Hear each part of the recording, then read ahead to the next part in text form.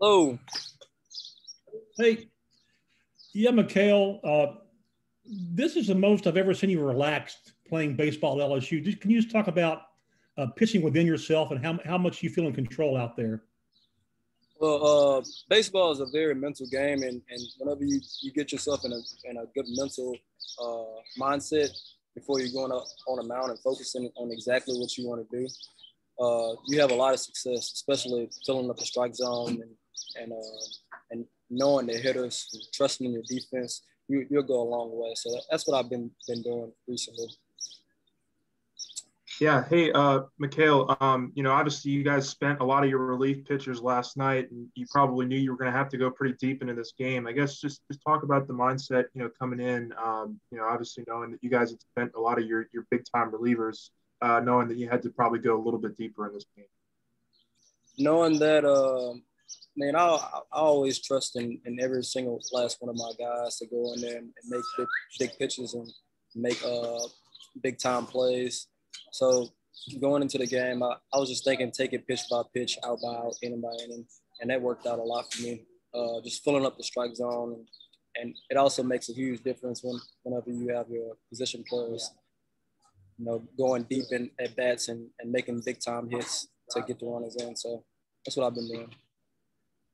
How much does the offense, I guess, getting you guys off to, a 6-0 lead there in the third inning, how much does that kind of settle you down, having that early lead to play with and just kind of settle you into your outing?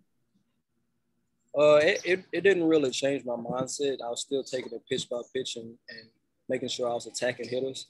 So, it is very it gives you a lot of confidence whenever you have a 6-0 lead, but I was still thinking the same thing and keeping my mind narrow into what I wanted to do in the game. Any more questions? No? All right. Thank y'all. Thank you.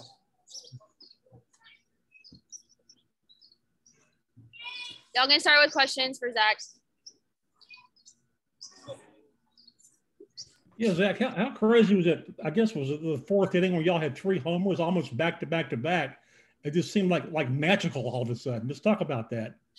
Yeah, it was a great feeling. Our lineup all year has kind of been explosive like that at times, and once one person really gets it going, it just kind of falls in a line, and everybody just starts getting their hits, starts hitting the ball hard out of the yard and everything. So I think that's what started. Gavin's been one of our spark plugs all year, and seeing that ball go out of the yard from him just kind of carried on through the rest of that inning. Yeah, I also just kind of wanted to ask you about Gavin. He has taken it to the chops, this weekend, via just getting hit by Drew and hit by pitches, and yet he's still able to go out there, hit a couple home runs, make plays in the outfield. Just talk about his toughness and just how big he's been for you guys this weekend. Yeah, that was crazy for him to go out and do that. He's inspired all of us. He's been our rock the whole year, and we were all worried when we saw that happen to him on Thursday night. But once we saw him Friday, and he said he was going to gut through it and play, and he goes out there in the first inning and it hits a home run, you just can't be anything but happy for him and happy for our team to have him out there. He's been awesome all year, and we all look forward to him and we look up to him. He's been great for us all year. The way Mikhail has pitched lately, was there just such a huge amount of confidence going out there today? Because he's just been automatic the last 3 weeks. Yeah. Mike's been awesome. Ever since he got put in the rotation, he's been nothing but great. And it's Happy Mike Day every time he goes out there, and we love seeing him out there. A whole bunch of confidence, and we know we're going to be in that ball game no matter what. So it's always great to have Mike, and our pitching was really great all weekend, man. Especially the last 18 innings or more. What they did was awesome, and that just feels great as hitters, knowing that they're putting up zeros and we can go on the attack. Last question, if anyone has one. Yeah, just one more. I guess the thought of winning the series and how much momentum you have going in now to the SEC tournament. You have to feel like this is the best y'all been playing. Yeah, it feels great. You always want to be going into the postseason playing your best baseball, and I think we've really done that. We've done great the past few weeks, and we're just on the uptrend. So we're really looking forward to getting in this postseason and seeing what we can do with it and make a run at it.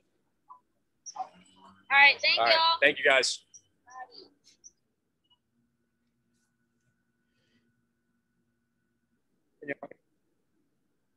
Can y'all hear me?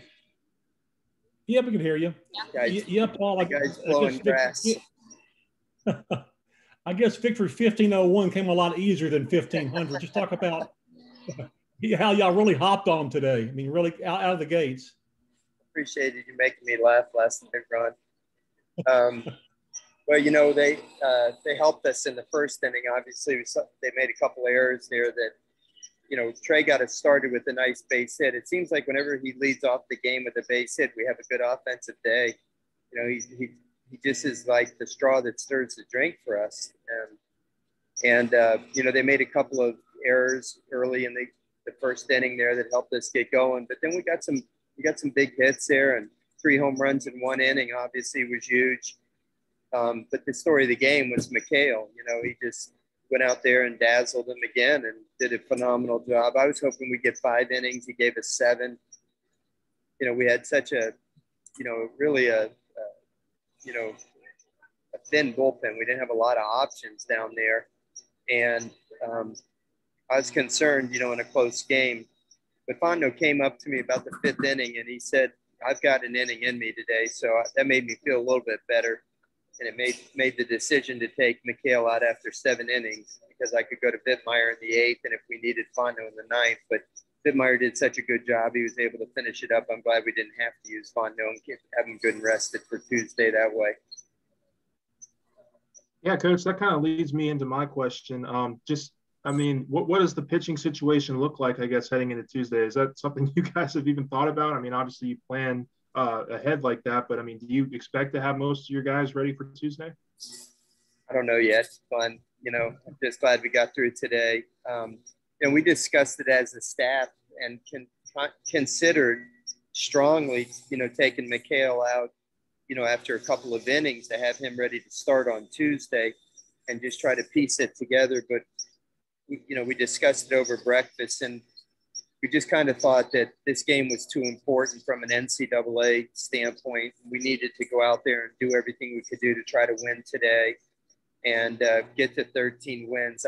I don't think the 13 wins guarantees us a bid. And you know, there's no assurance that that'll do it. But I do think that if we hadn't won 13 games, it would have been a long shot for us. We really would have had to do something great in Hoover, but I think it gives us a shot at it now and still want to do well in Hoover, of course. But, you know, we won 4 road series in the SEC. We've had some great teams in the past at LSU that didn't win 4 road series in one season. So, you know, we've done some good things. Been nice if we didn't get swept twice, even if we just won 1 game in those 2 series and finished 15-15. But, you know, sometimes it happens that way. So we just, you know, we'll figure out the pitching over the next day or so. And I'm sure we'll have some kind of an announcement on it by Monday. Yeah, Paul, can you talk about this team and how hard it fought to win this series? I mean, you lose the first one by a run. You're down 6-2, and you come back and win the series, and you got kids diving in, hurt kids diving all over the place. Just how they just sucked it up and just played to come back.